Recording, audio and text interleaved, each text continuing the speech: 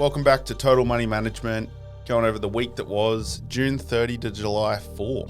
How we doing? Independence Day. Oh, it is. In the United States. Independence Day, big beautiful bills. It's all happening over there. What do we think of to this big, beautiful bill? I suppose it depends which side of the... what colour you are. You red or you blue? Yeah. And the Reds think it's great and the Blues think it sucks. Yeah. That's it in a nutshell. Yeah. But well, is it going to... It was obviously going to add to deficit, which will get people... Yeah. It's going to put more... yes, it will add to the deficit.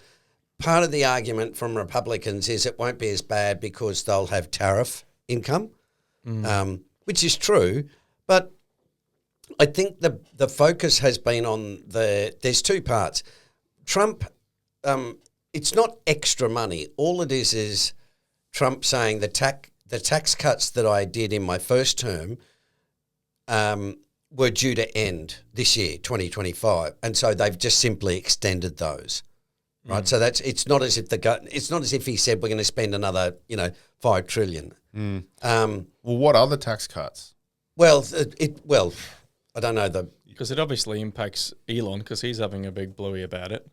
Yeah, no, Elon's cranky because Doge was sent in to save government money, and Trump is now saying, and we're going to spend an absolute bucket load.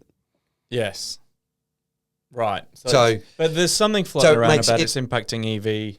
Yeah. No, sorry, that part is right. Yes, what Trump said was the EV tax credit, that gets the flick. If you look at Musk's history of revenue with Tesla, a lot of the money comes from the tax credit. So that's why he's got the shites with it, right? Because Trump's cut off a lot of, and what we know is it's always the same thing, right? You give people incentives to buy EVs, they'll buy EVs. But when you take the incentive away, people go, yeah, I don't want to buy an EV. So Musk is really pushing that, up the hill. And Donald's threatened him with deportation. Donald absolutely only did that to get at Elon. Well, no, that's not true. Trump has always... That's why I couldn't understand why Musk was supporting Trump, because Trump said, Donald hates wind power, he hates solar power, he hates EVs, right? He just hates anything green. So, the guy's 80. Come on, he hasn't got a fucking environmental bone in his body. No. Right? He doesn't give a shit. He's going to be off the planet in 10 years. And he's just a rich old white guy. Right? So he's like, he gives us stuff about the environment. So his idea is... What was this? Drill, baby, drill. Yeah, drill, baby, drill, right? Because he wants cheap oil because, that's economic growth and all the stuff he goes on with. But he's, just looking at the headline there, he's really done... it feels like he's been in for years, let alone months. But the point being that he's actually really turned the joint upside down, both globally, right, and locally. Are you impressed? Well, I think... Yeah, probably a little bit. Well, because for a while there it sounded like you really didn't like him. No, I'm ambivalent. I think if he was doing what he was doing, I agree with his trade agenda. I got that down pat. I think what he's doing there is the right thing. The problem I have with Trump is the level of corruption and the breaking down of institutions. I can understand why he's doing that, right? Because what he is doing is saying the Democratic agenda, this is what he calls the deep state, right? They are so in control that I have to smash everything and start all over again. So I can understand why he's doing it. Is it right? I have no idea, right? But you can't, I think I said this last week, you can't really change the world if you tippy-toe, right? You've got to go in with a baseball bat and say, righto, it's on. Yeah, right? You can't argue against his commitment. Yeah, you've just got to, he's always been America first. He's always been a protectionist, right? He's never been a free trader, which is not unusual. There's nothing wrong with that. But it was the same when the 80s came and Thatcher and Reagan got in, right? And, you know, they did things that we went, oh, my God, that's horrific, right? Because it was just complete opposite of what we'd had for the last 40 years. And that's all that Trump's doing, you know. I mean, yeah, no one really likes a contrarian. Well, yes and no. I think there's a lot of people,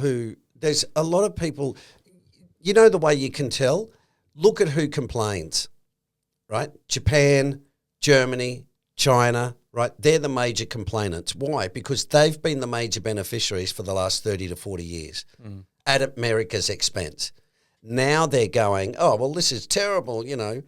Trump today said anything that comes out of Vietnam that we think is transshipped from China gets a 40% tariff, right? So China goes, if we think it. That looks like it's come from China, bingo, 40%. So, but this is the whole idea of, and I can understand that because what China's doing is saying, all right, well, we'll just go to Vietnam. Yeah, we'll set up shop over there. Yeah, and we'll just, we'll go to Mexico and we'll set it there and we'll get over the border. Who cares, right? Well, that's why Trump is saying, nah, that's not going to happen. And, of course, the people who are complaining are the people who have made money out of the system the way it is. And it's the same internally in China, right? In China, you can't get a lot of change because all the vested interests are so well connected that nothing ever happens, right? And it's the same in America. All the tech bros, all the farmer bros, like they just lobby the politicians, give them money, and they get things changed, right? And that's the way it works. That's why it's really hard. If anybody's going to come in and change the system, you can't walk in with let's all chat and, I'll convince you guys that this is the best thing to do. It's like, nah, you've got to go in there with a baseball bat and swing and hurt people because that's the only way you'll get them to change, right? Because they're all sitting over there on their couches going, this is great, right? That's what's going on. That's why it's really, really hard. So is it going to impact the stock market? Well, yeah, the bill will probably... Any bill that spends more money in a deficit will turn up somewhere. Yeah. Now, if he gives more to the rich people, which it looks like, they will probably spend more, right? If he gives less more in American business, likely. Well, yes and no, yeah. But they might also say, well, I'll just put more money in the stock market, or that kind of thing. The poor people look like they've been sort of shafted, but they're always shafted anyway. I don't want to be unpleasant about it, but, poor people always cop it because we're in an era where we listen to people like Elon Musk rather than the mother in Minnesota that's got, 2 kids and a husband working a job and it's really hard. They don't listen to those people. They listen to Elon Musk, right? Well, that's, Elon Musk doesn't give a shit about the mum in Minnesota. He cares about Elon Musk. So that's the way it works. And then it reaches a point where it blows up, and we're sort of at that point. But it will definitely be, well, will it be better for the market? Yeah. Does that mean the market won't crash? Not really, because, you've got to remember we're still at a cape of, I think it's back to 38 now. Well, it's at all-time highs again. I think it hit 3 all-time highs again this week. Yeah. I mean, you think a guy's come in and said, I'm going to tariff everybody.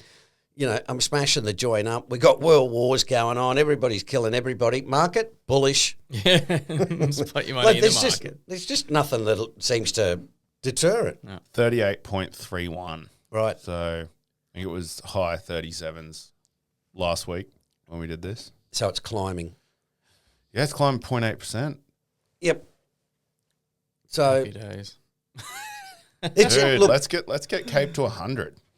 Well, the Japanese did. That's why they spent 30 years going nowhere. But the record's 44, and the way this market's going. I mean, I was just looking. I think we got on the second page there. The ASX delivered 10% in the last financial year. Mm-hmm. But if you have a look at that chart on the second page, there's that Liberation Day tariff where it just it drops there from like 20 20% or something. Yeah. I mean, I'm glad that day happened because it let us buy a heap more. Yeah. But at the time, I didn't like it. Yeah, it was Mate, pretty scary. if you're buying something and you're enjoying it, you're doing it wrong. Yeah, that's fair. Right. So just quickly, weekly highlights. We've touched on the big, beautiful bill. Australia has a low level of financial literacy. Yes. And No surprise. Superannuation rises 12%. Minimum wages up 3.5%. Yeah. They Break the bank. yeah, Chalmers, we thank you. wish. There's big argument about super now about, is it beneficial or isn't it? Yeah, I mean, it makes sense. People are going to need it, but they're probably not accumulating it fast enough to. I think let it's us the not wrong working. question.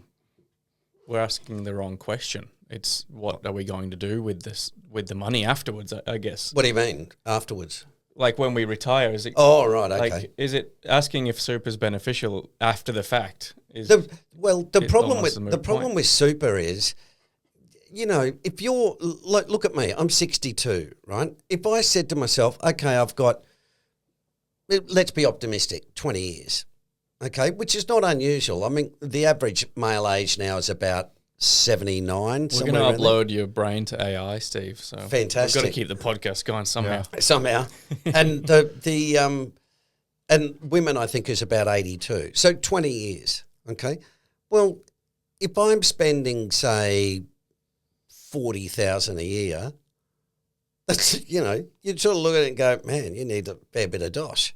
Well, right? yeah, you'd need to have a decent amount there To so feel, you can take that out yeah. The problem is, while your balance is still growing. yeah, I think the problem is this: when you're working like you guys, you get an income, right? And you get it every week. And if a bill pops up or something, it's a bit like, well, that's cool. I'll get, $3,000 next week or whatever, right? So you've got to sort of, you can have something go wrong and go, that's okay. I'm still getting paid and I'll pay it down. When you get old into retirement and you don't have an income, what you generally see is the balance just keeps kind of falling a bit, right? And part of the problem with super is you think, oh, I'll get like last year, right? Oh, I'll get 10% returns. Now, maybe, but you got to look at the volatility and all that sort of stuff, right? So, and I remember, I think I said this a while ago, I asked one of my girlfriend's fathers who'd retired, and he said, you never get any money in. He said, money's just like always leaving. And so you might get a general level of insecurity there about whether you've got enough. Yeah. It'd be scary. Even if other people go, dude, you got plenty of money. And Because it's you work off the assumption that those people have paid their houses off, which is all good and well now, but Yes. people getting into the market now that are entering on $1 million mortgage or more, yeah. and then expecting that to be paid off by when they retire is actually Yeah. not unreasonable to assume it won't be now. Yeah. Well, the other problem too, on top of that, Jacob, is there's a lot of parents who have gone into debt for their kids. Right? And if that goes bloody pear-shaped, then boy, oh boy, we're in a world of pain. So there you go, financial literacy. Don't give money to your kids. Well, yeah, I mean, it's not just Australia has low level of financial literacy. Nobody does. Yeah. It's but boring. Well, yeah. I mean, they should really teach children about, early. But, it's a pretty dry subject. Like a kid, most kids want to learn that, not that many kids go to school and go, this is fantastic. What did you learn today? Compound interest. I mean, the parents don't even know, let alone the kid. Yeah. Well, maybe that's it. TMM goes to school. Yeah. So Start counting beans. we're doing our bit for the country. Trying our best. We'll stop Trying with our the best. swear words. And then superannuation's obviously up a little bit as well, which we've just talked about. So That should help the market a little bit. yeah. More money going into super, and that then goes into the market. So, And then over to the States. and then what? Over to the America. yeah, into the Mag 7. Yeah. Yeah. Next, Aussie economy. Is there anything else you want to touch on there? Oh, just retail sales are a bit dropping into Japanese, a bit average. And, the consumer is still, although I saw one today that said people are, banging it out on hotels and restaurants and stuff. But that's probably my argument is, I know, but that's the people who can afford it. You don't go to a restaurant and, sit at the table and not do anything. You know, the only one who goes to a restaurant are people who go, we've got money to go to a restaurant. So it does feel like they're all full though, all the restaurants. Well, but I think we eat out a lot more, Jacob. Yeah. We eat out a lot more. And I think there's a lot of people who are just living heavy on the credit. Yeah. Look, I can tell you I did it. My wife and I had good jobs and we were well paid, but it was like, we'll be all right. We got 3 properties. Yeah, another $1,000. It's like, because it's really easy to do. You start drinking the Kool-Aid. Just get fat and happy. Yep, absolutely. But investor numbers have fallen a little bit as in Australia, right? Yeah, well, the number of investors declaring rental income slightly. What does that even mean? What does it mean? Does that just mean there's less people with rental properties, or? Am I bloody blind, you blokes? Can I see my glasses? No, they've gone, mate. Can't you read? You might be blind without your glasses. No, well, you keep talking. I'll just... Well, we got property issues. So investor numbers have fallen for the third time in... Rental investor numbers have fallen for the third time in 25 years, which is what, the ABC have put an article out now. But at the end of the day, it's not still... much. It's not... It's fallen like a tiny smidge. tiny amount, yeah. But... I can see. Oh, he's got him. Well done. On the floor. Back into action. But what does this actually It doesn't mean anything because investors are still buying extra properties. Yeah, the investors are back. Investors are quite strong into the market, into the market. Which again, I'm just shaking my head, going, Jesus, I don't know. Like we were saying, what does it take to stop the US stock market? What does it take to stop the Aussie property market? Yeah, nothing. So that's just BAU, really. What's that? It's just business as usual. Yeah, absolutely. But that's where it gets dangerous, right? Because people are like, I see it all the time. It'll never go down. It's like, that's not the way it works, brother. Yeah. But anyway, rare earths obviously are heating up. Australia, India, Japan. And the US, they're making arrangements for building the supply chain and kind of moving that around. But as nothing's set in stone yet, is there, for Australia to supply the rare earths? Well, we've got a 1.2. Albo came up with a $1.2 billion critical mineral strategy. One of them, and part of it was to stockpile.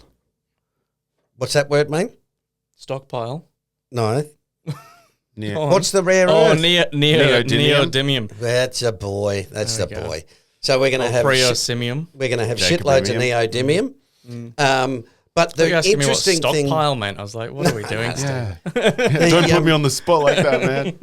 The interesting thing happened the last couple of days, where basically what we've got, and we've been talking about this, saying the US have got the semiconductor chip knowledge, right, on design. The Chinese have got, and the US have got everybody over a barrel with that, right?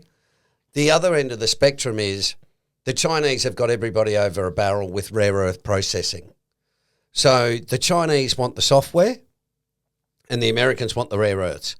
So they've now come to an agreement, right, where the Americans have said, okay, we'll stop the export controls on the semiconductor designs and software. And the Chinese have said, all right, well, we'll have a look at the rare earth situation. So what they're doing is simple. The Americans are going absolutely gangbusters to try and get a rare earth supply chain in. And the Chinese are going gangbusters trying to get the semiconductor chip technology. Right? And as soon as one of them or the other gets what they want, then we'll be blowing again. They'll start giving them the old software. The dirty minerals. The dirty neopremium. Well, Penny Wong was over negotiating this week, I think. Yeah. Who? And that's part of it with the The, Quad. what's her title? The Minister Foreign Affairs. Yeah, that's it. Yeah.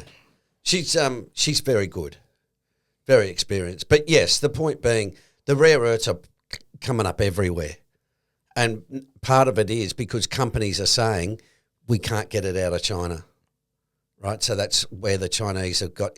Look, I can tell you, the more you read, the more you realise we are completely at the behest of the Chinese for so much stuff, unbelievably so much stuff. We'll see what happens in the next few years. Risk. Let's talk about risk. Let's have a little mini masterclass. Well, this is one of the main lessons in the Wells, I think Well 2, or all of them actually. We cover generally risk. all of them. But it's a little bit more than just looking at the market valuation, how much you want to lose. We go into personality types, your own knowledge, the market valuation, because it is important, but then we've got a risk hierarchy to kind of tick off as well to make sure that we're covering all bases. And once you understand that fundamentally, it becomes a little bit easier to make decisions, I guess. Yeah, we sort of look, I think there's 4 parts to it. You've got to think about it in terms of internally and externally. You know how we have thought principles and action principles, right? Well, I look at it and say, okay, personality is part of risk, right? Tom, you might be a lot more risk adverse than I am, right? Like we were talking before about my relatives, right? Really, really prudent, right? They don't like risk. Type 6s. Right? Whereas I can look at the same thing and go, that's all right, no worries, go for it, right? Because I'm more risk tolerant. That's a function of your personality. It's got nothing to do with your age, right? Which is the way the industry looks at it. The second part is knowledge, right? If you know what you're doing, you've got a lot better chance of making money than somebody who's, brain dead up top, right? Because they're not going to know when to manage their portfolio allocation and stuff. And that's easier said than done, right? Knowledge. Well, yeah, it happens a lot with young fellas who make money, right? And they don't think about market cycles. They don't think about risk. They think you just, you just play the cards and you win money. Oh, mate, this is easy, right? Why didn't I do this when I was a kid? Fooled by randomness. A little bit, yeah, very much so. So that's the internal stuff. That's the stuff that you can say, I'm going to go to Total Money Management and learn about stocks, right? And we'll show people how to think about personality and give them the knowledge. Yeah. The flip side, which is the stuff you really can't control, is market valuation. Right? The market, what did we say? The Cape's at what? 38.3. Yeah, a bit over 38. Okay. You can be the world's greatest investor. It's going to be really hard to make money generally when the Cape's at 38. Right? You can be the world's dumbest idiot and you can still make money when the Cape's at 10. Right? Because the market's either cheap or expensive or the valuation stuff. And then the last part is the risk hierarchy, which if you have a look on the next page, and sorry, let me take a step back too. The risk hierarchy starts with government bonds, right? Government bonds are considered the safest asset. Risk-free. Yeah. So if I said to you, Jacob, I'll give you 5% and you can come back to me in 2 years and you can get your money back and I'll give you 5% for it, that's a lot easier than saying, Jacob, give me your money and I'll go and, whack it up on the stock market. You might get 7, but you might lose 5, right? That's the part of risk. US bonds, gold standard. Yeah, generally. Yep. So what I'm pointing out with the next step is the studies. There's a guy called Heinrich, I think it is, Bessenbinder, right? So he did this series of studies, and basically what he showed was this really, really shocking stuff, which was your chances of picking stocks and winning over an extended period of time are virtually zero, right? And so there's a couple of points here, right? The median time a stock is listed is 7 years, right? So in other words, if you're a buy and hold investor, a lot of the stocks you buy will probably be duds if you hold them, for a longer period of time. Of the 26,000 stocks since 1926, only 86, less than 0.03%, are responsible for 50% of the returns. Wow. right? So what I'm saying is, how do you think you'll go picking, 0.03%? The next Yeah, Amazon. just make sure you pick Right? the 0.03%. You'll be good. Yeah. So for all stocks, there's no premium, and the positive premium itself is a result of a few stocks that outperform. Okay, that's a bit gobbledygook, but what it's simply saying is you get a premium, right, a risk premium for stocks. So I said to you, you could have bonds at 5%. You might say, well, Steve, I want 9% for stocks. And I say, okay, well, that's a 4% risk premium, right? What he's saying here is basically stocks don't have any benefit from risk. And the reason why is because you've only got a little number of stocks that makes everybody look good, right? So it's a little bit the Bill Gates, walks into a room and everybody's suddenly a billionaire. Bill makes everybody look rich, but in actual fact, it's just Bill. Just him. And the rest of them are duds, right? So it's that idea. The top 1,000 performers, less than 4% account for all the wealth, right? So again, 4%, and you've got to think this is over 100 years, but over 20 or 30 years that you're involved in stock picking, it's really goddamn hard, right? To pick winning stocks enough to beat the market over a 20 or 30 year period. And then you add market valuation on top of that. Yes. It just compounds Absolutely. the difficulty. So, the Warren Buffetts of the world, mate, they are, they're a needle in a haystack, right? A single stock strategy, which I was just choosing one stock each month, which is what you get from heaps of newsletters, right? Heaps of newsletters write to you every month, and here's a stock, and here's a stock, right? Failed in 96% of the cases and underperformed equal weight 99% of the time.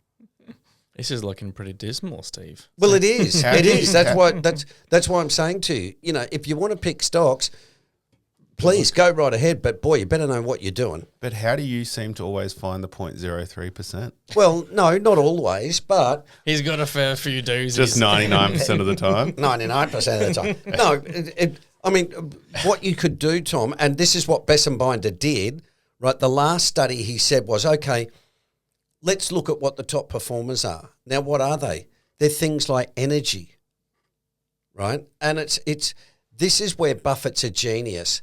Buffett makes money out of boring stocks, but they go on forever, right? Coke is not sexy. Pepsi's not sexy, but they're going to buy Coke until the day they drop dead, right? Bank of America, right? We need banking. Well, people are going to bank with Bank of America. And you can ride the cycles through those old 100%. stocks. Well, Buy what he when does the is price to earnings is low. and he buys them, right? So he buys Apple in 2014. It absolutely skyrockets. He sells it. He still keeps some, and if it compounds, he just makes more money, right? So this is why he doesn't pick Nvidia, because he looks at that and says it's got no competitive advantage. If I'm holding it for 40 years, right? If you want to trade it, by all means, go right ahead. But if you said, listen, I just want to have one shot in the locker here, what Buffett says is, well, I'll invest in Apple because it will still be around in 30 to 40 years' time, right? And that's part of the secret, is you've got to wait to the things to be really cheap, because then if you buy them cheap, you don't need to rebalance as often, because when the crash comes, excuse me, you might be up 250%, right? Now, if you know it's a great company, when it crashes down, you can go, cool, I'll buy some more. And that's what Buffett does, right? And that's why in 11 or 10 or the GFC, he bought the banks, right? I bought all the banks, the Australian banks, right? And it's really simple. And it's simple because you look at it and say, are these banks going to be around in 20 years? It's like, yep, okay, cool. And away you go. And at the time, the valuation was low. Yes. Whereas now, yes. you've got Commonwealth Bank. Yep. Which is so you've ridiculous. got to put the things in your favour, right? What you've got to do is you've got to, if you think of it like a card game, you've got to say, okay, what's the perfect hand? Okay, I want an ace. Okay, cool. You get an ace, and what about from after that? Okay, I want a deck that's only got 15 cards left. Right, okay. And out of those 15, I want 10 of them to be picture cards. Right? So Stay up to date on our socials. Just search for Total Money Management on Instagram and TikTok. For your free investor personality assessment, go to totalmoneymanagement.com.au. And as always, remember, we don't provide financial advice. We talk about that with the Kelly criterion. Yep. So it's just adjusting your bet size. And Buffett is a master at finding the old. That's why he loves utilities, right? And he loves railways, because they're going to be around in 50 years, right? And he knows that if he gets them cheap, he can look at them and say, okay, this company grows its revenue at, 7% per year. So if he can get that for 70% of the price, the revenue he can just project out and go, look, roughly the next 50 years at 7% compound, boom, boom, boom, boom. Yeah, okay, it'll be worth, it'll be worth $400 in 20 years, and I'm buying it for 36, and that's what he does. Yeah, but all the while collecting handsome dividends along the way. Absolutely. Well, the dividends he got off Apple were like mind-boggling, right? It's like billions of dollars. It's just but there's one Warren Buffett, right? There's one Warren Buffett, and there's other people who have done well too, but all we're saying is well one. Boom, boom. Well done, mate. That was good. The chances of picking stocks alone are really, really hard, right? It's really a bit of a mugs game. So this is saying a stock selection strategy or active management of stocks. So I'm guessing this is fund managers and things like that. Yep. Outperformed in 28% of the simulations, which is why most fund managers don't beat the market. That's right. That's even why now. they fail. Right. And even what you get there, Jacob, is a fund manager's style.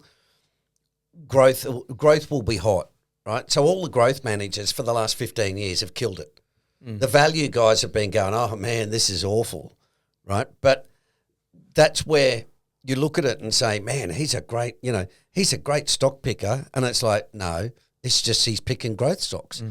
Now, that might be legitimate, but you've got to test it over a long period of time to say, okay, how did he go when the market wasn't doing that well? Right? Did he outperform then, or did he just, if you look at most fund managers, they go up, but then when the market crashes, they crash their portfolio along with the market. And then they go, oh, well, you can't predict the market. Well, yeah, but part of the thing... The black swan. The part that's easy for them is they can go and hit their clients up for more money to buy at the low. Yeah. Right? But my argument is, well, that's good, but don't you think you should have sold at the top or, rebalanced at the top into a lot of cash? So anyway, I just think... I think it's just timely to remind folks about risk, because I'm starting to see some stuff out there, particularly in property and stuff, where people are kind of forgetting that there's a downside to things. And like we talked about Feels the US, right? The Cape's had, it's at 38. We've had a 15-year absolute stonking bull market with about 500% returns. And everybody's going, yippee, yee-haw, we're going to keep going. It's like, okay. But, Sure. Yeah. And the problem is we don't know when it's going to fall. So that's the element of risk where you say, probably a good idea I'd be cautious here. Yeah. Right? And you go back and look at the last 3 times Cape was at almost 40. At 40, and you go, man, it was ugly over the next decade. And it's like, okay, so please explain why this time's going to be different. Right? Yeah, very timely. And if you have any questions about risk or anything, just reach out, socials or email, whatever works. I think we're done. Unless you got anything else to add. Done and dusted. No, I think that's Tom? it. Probably one thing to note. If anyone's listening to this on Spotify or Apple, if you can please like and give us a rating, subscribe. A good helps one. a lot. Not a bad one. Yeah, preferably just ignore this a little bit if you don't want to give us a good one, but it helps a bunch. Well, if you don't want to give us a good one, you haven't listened this far. I know. Or you've listened this far and gone, that's bullshit, I'm a good stock picker. And if you've listened to turn it off. And if you've listened this far and not liked it, then you've probably got a screw loose. You just wasted. Right, now you just wasted 34 minutes of your day. Cheers, Thanks, folks. everyone. Cheers. See ya. As always, remember, we don't provide financial advice.